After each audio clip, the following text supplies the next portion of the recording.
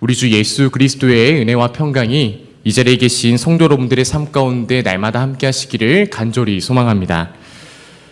사랑하는 성도 여러분, 사무에서는 과연 어떤 말씀이 기록되어져 있을까요? 성경 안에서도 역사서로 구분되는 사무에서는 큰 틀에서 보게 되어지면 이스라엘 민족이 사사시대를 넘어서 왕정시대로 넘어가는 시점을 기록하고 있습니다. 즉 사회적으로나 정치적으로 볼 때 굉장히 큰 구조적 변화에 대해서 이야기하고 있는 본문이 바로 사무엘서의 내용인 겁니다. 그런데 이 거대한 전환의 시작을 하나님께서는 어떤 제도나 권력으로 새롭게 열지 않으셨습니다. 오히려 한 개인의 믿음과 눈물 그리고 한 가정의 기도를 통하여서 그 변화의 문을 여시는 그런 장면을 우리에게 여실히 보여주고 계십니다. 사무엘서의 시작이 바로 한 사람의 여인의 이야기로 열리고 있다는 점을 볼 때 우리는 이러한 것을 확인해 볼 수 있습니다. 사무엘서의 시작을 여는 이 여인, 과연 누구일까요? 여러분들께서도 잘 알고 계시듯이 바로 한나라는 여인이 등장을 하게 됩니다. 자녀가 없어 깊은 고통 속에 있었던 그 여인, 그러나 그러한 아픔 속에서도 조용히 하나님 앞에 울며 기도했던 이 한나의 이야기로 하나님은 성경의 새로운 시대의 장을 열어가고 계십니다. 하나님은 시대를 여실 때마다 이름 없는 한 여인의 믿음 그리고 눈물을 사용하셨습니다. 오늘 우리가 함께 나누는 사무엘상의 말씀을 통하여서 하나님께서 우리 인생의 슬픔과 고통, 그 아픔의 시간을 어떻게 그분의 구속, 구원의 이야기로 연결해 나가시는지 함께 깊이 묵상할 수 있는 이 새벽 시간이 될 수 있기를 간절히 소망합니다. 그렇다면 먼저 오늘 본문 사무엘상 1장 1절과 2절을 통해 한나의 이야기가 과연 어떤 시대와 배경 속에서 기록되어졌는지 함께 살펴보겠습니다. 우리 1절과 2절 말씀 한 목소리로 함께 봉독합니다. 에브라임 산지 라마다임 소빔에 에브라임 사람 엘가나라 하는 사람이 있었으니 그는 여로함의 아들이요 엘리우의 손자요 도우의 증손이요 숲의 현손이더라. 그에게 두 아내가 있었으니 한 사람의 이름은 한나요 한 사람의 이름은 분인나라. 분인나에게는 자식이 있고 한나에게는 자식이 없었더라. 아멘. 사무엘상의 이야기는 바로 이렇게 시작됩니다. 에브라임 산지 라마다임 소빔에 살고 있던 엘가나라는 한 가정의 이야기를 하나님은 소개해 주고 계십니다. 그는 두 아내를 두었는데 한 사람의 이름은 한나요, 또 한 사람의 이름은 분인나였습니다. 이 두 사람에게는 극명한 차이점이 존재했었죠. 바로 분인나에게는 여러 자식들이 있었지만 한나에게는 자녀가 없다는 것이었습니다. 우리는 이 짧은 소개만으로도 이 가정 안에 감추어진 고통과 슬픔이 또한 그 긴장이 얼마나 있었을지 쉽게 짐작해 볼 수 있습니다. 또한 그녀가 살았던 시대를 우리가 살펴볼 필요가 있습니다. 그녀의 시대는 사사시대의 마지막에 해당하는 그런 시기였습니다. 사사기의 마지막 절인 사사기 21장 25절은 이렇게 얘기하는데요. 그때 이스라엘의 왕이 없으므로 사람이 각기 자기 소견에 오른 대로 행하였다라고 사사시대의 마지막을 하나님은 우리에게 알려주고 계십니다. 한마디로 표현한다면 그 시대는 영적으로 보나 도덕적으로 보나 큰 혼란에 달했던 시대였다라는 것을 알려주고 계신 겁니다. 왕도 있지 않았고요. 중심도 없었고요. 하나님의 말씀이 무엇보다 들리지 않았던 시대가 바로 이 사사시대의 마지막 시기였습니다. 바로 이 한나의 이야기는 이런 어두운 배경과 환경 속에서 시작이 되어지고 있다는 것이죠. 당장 눈앞에 필요한 것은 이러한 상황을 해결하고 종결할 영웅의 등장이어야 할 것이 분명해 보입니다. 그러나 하나님은 그럴 만한 힘 혹은 영향력을 갖춘 이를 등장시키는 것이 아닌 한 여인의 개인적인 고통에서부터 성경의 새 시대를 여시기 시작하십니다. 이것이 하나님 구원 역사의 독특한 출발입니다. 사랑하는 성도 여러분, 우리는 종종 시대를 바꾸어 나가는 일들이 어떤 위대한 인물이나 영웅적인 사건을 통해서 시작된다라고 그렇게 생각할 때가 많습니다. 하지만 하나님께서는 한나의 고통과 눈물 같은 이 여인의 이야기 속에서 하나님의 역사를 써 내려가기 시작하셨습니다. 불임과 가정의 고통, 그리고 시대의 어두움 속에서 말입니다. 그렇다면 하나님께서 사용하신 한나의 그 고통의 자리란 과연 구체적으로 어떤 모습이었을까요? 한나의 삶 속으로 우리가 조금 더 깊이 들어가 보겠습니다. 한나의 고통은 단순히 육체적인 문제만 있었던 것이 아니었습니다. 오늘 본문 3절부터 7절을 보게 되어지면 엘가나는 매년 실로에 있는 여호와의 집에 올라가 제사를 드리고 있는 굉장히 경건한 사람이었음을 우리는 확인하게 됩니다. 그와 함께 한나와 브닌나도 제사를 드리러 올라갔지만 사실 그때마다 예배를 드리러 나가는 이 한나의 마음이 더욱더 무거워졌습니다.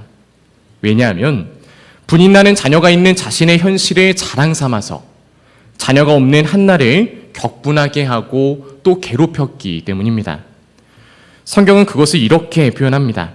심히 격분하게 하여 괴롭게 하더라. 게다가 이 일은 매해 여호와의 집에 올라갈 때마다 반복되어지는 일이었습니다.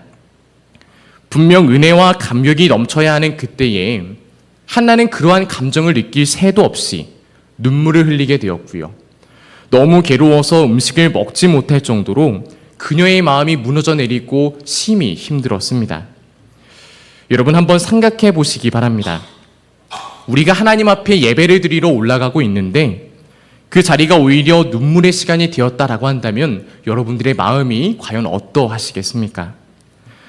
사랑받는 아내였음은 분명하지만 자녀가 없다는 이유 하나만으로 남편의 다른 아내에게 심한 조롱과 수치를 이 예배를 나아갈 때마다 한나는 당해야만 했습니다. 그렇게 깊은 고통 속에서 한나가 마주한 것은 단지 상황의 아픔만은 아니었습니다. 그녀 곁에 있는 사람들과의 관계 속에서도 한나는 또 다른 한계를 경험하게 됩니다. 바로 그의 남편 엘가나를 통해서 겪게 되어지는 관계의 한계입니다. 엘가나는 그녀에게 이렇게 얘기하지요. 우리 함께 8절 말씀 한 목소리로 같이 봉독하겠습니다. 한나여 어찌하여 울며 어찌하여 먹지 아니하며 어찌하여 그대의 마음이 슬퍼하느냐 내가 그대에게 10아들보다 낫지 아니하냐 하니라. 아멘. 엘가나의 말은 아내를 향한 진심 어린 위로였음을 우리는 알 수 있습니다. 그는 한나를 사랑했고요. 한나를 위로하기 위해서 이러한 말을 그에게 전하였습니다.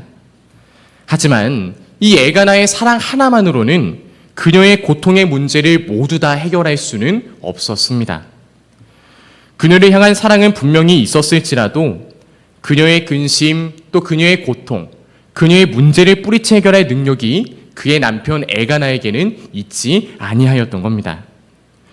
이것이 모든 인간의 한계입니다. 아무리 사랑하는 나의 가족이라 할지라도 내가 의지하고 있는 친구라 할지라도 모든 인간은 인간의 고통을 온전히 해결해 줄 수 없습니다. 분명 보통의 사람이었다면 이 상황 가운데 그의 마음과 정신은 분명 무너져 내렸을 겁니다. 내가 의지하던 사람에게도 또한 내 힘으로도 도저히 어떻게 할 수 없는 상황 속에서 사람이 절망에 이르게 되는 것은 너무나도 당연하기 때문입니다. 그러나 한나는 그 고통 속에서 분명 힘들기는 했지만 절망으로 빠져서 모든 것을 다 포기하는 그러한 일을 선택하지는 않았습니다. 오히려 그때 그는 하나님을 더 깊이 만나고자 애쓰기 시작합니다. 상황과 환경으로 볼 때에 희망이 없는 자기 자신을 바라보는 것이 아니라 문제보다 크신 하나님께 반드시 희망을 얻겠다라는 그 믿음의 결심 하나만을 가지고서 하나님께 나아갔던 것이 바로 한나의 선택이었습니다. 이 장면은 아주 조용하게 흘러가고 있지만 사무엘서 전체에서 가장 중요한 전환점이 되어집니다. 바로 다음 절에서부터 한나의 기도, 한나의 서원이 등장하고 그 기도는 이스라엘의 선지자 사무엘의 탄생으로 곧바로 이어지기 때문입니다. 사랑하는 성도 여러분, 이 장면은 우리에게 다음과 같은 신앙의 본질에 대해서 가르쳐주고 있습니다. 과연 하나님의 구원, 그 구원의 이야기는 어디에서부터 시작되는가? 그것은 찬란한 능력이나 위대한 사람에게서가 아니라 하나님 앞에서 간절히 엎드려 기도하는 사람, 바로 그 한 사람의 믿음에서 시작된다라는 것을 우리는 결코 잊지 말아야만 합니다. 그녀의 눈물에서, 그녀의 믿음에서 하나님의 새로운 시대가 열린다라는 것을 여러분들 반드시 신뢰하시기를 간절히 소망합니다. 마치 룻이 보잘것없는 밭에서 이삭을 주울 때에 구속의 계보가 잉태되었던 것처럼 한나가 외면당하는 자리에서 하나님께 부르짖으며 기도할 때에 사무엘과 다윗의 시대가 준비되기 시작했던 것입니다. 한나가 아직 자녀를 얻은 것도 아니었습니다. 그렇다고 해서 당장의 상황과 환경이 바뀐 것도 아니었습니다. 하지만 그녀는 그녀가 가진 모든 근심과 슬픔을 하나님 앞으로 가져갔고 바로 그 믿음의 걸음 하나가 그녀를 하나님의 구원 역사 안으로 들어가게 만들어 주었던 것입니다. 사랑하는 성도 여러분, 오늘도 하나님께서는 우리를 통하여서 하나님의 구원 역사를 이루어가고 계십니다. 그리고 그 시작은 언제나 우리가 예상하지 못했던 그 시점으로부터 시작됩니다.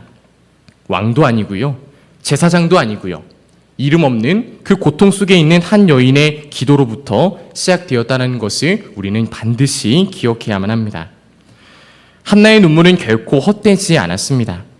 그녀의 고통은 그의 삶 가운데 분명 힘들고 어려운 일이라 하였더라도 하나님 나라의 문을 여는 놀라운 도구로서 쓰임을 받게 되었습니다. 주님은 그 눈물을 보셨고요, 그 믿음을 기억하셨고요, 그 기도를 통하여서 희망의 새 시대를 열어 가셨습니다. 오늘 우리의 현실도 한나와 크게 다르지 않습니다. 기도에도 바뀌지 않는 나의 환경, 반복되어지는 나의 상처, 예배의 자리에서도 피할 수 없는 내 눈물, 그러나 바로 그 자리에서 하나님은 우리와 반드시 일하고 계십니다. 그리고 우리를 부르시고 계시죠. 내가 그 고통을 너무나도 잘 알고 있다. 너의 눈물을 내가 기억하고 있다. 너를 통해서 내가 다시금 시작하겠다라고 하나님 오늘 이 시간 말씀하고 계십니다. 사랑하는 성도 여러분, 우리의 고통이 끝이 아님을 믿으시길 주님의 이름으로 간절히 소망합니다. 지금은 분명 아무 일도 일어나지 않는 것 같아 보일지라도 하나님은 여러분들의 슬픔이 머문 그 자리 가운데, 고통이 머문 자리 가운데, 아픔이 있는 그 자리 가운데 놀라운 구원의 이야기를 언제든지 써내려 가실 수 있는 분이십니다. 중요한 건 그러한 힘든 상황을 맞닥뜨렸을 때에 우리가 끝까지 절망하거나 포기하지 않고 하나님 앞에 엎드려 기도하는 일을 택하는 것입니다. 한나는 자녀를 얻기 전에 하나님 앞에 나아갔습니다. 상황이 바뀌기 전에 자신의 마음을 하나님께 토로하였습니다. 그리고 바로 그 순간 이 믿음의 선택을 통하여서 그의 인생이 역전되어지기 시작합니다. 오늘 우리도 한나와 같이 응답할 수 있기를 소망합니다. 문제보다 크신 하나님을 바라보고요, 절망하지 않고 하나님 앞에 믿음으로 엎드리는 자가 되기를 주님의 이름으로 간절히 소망합니다.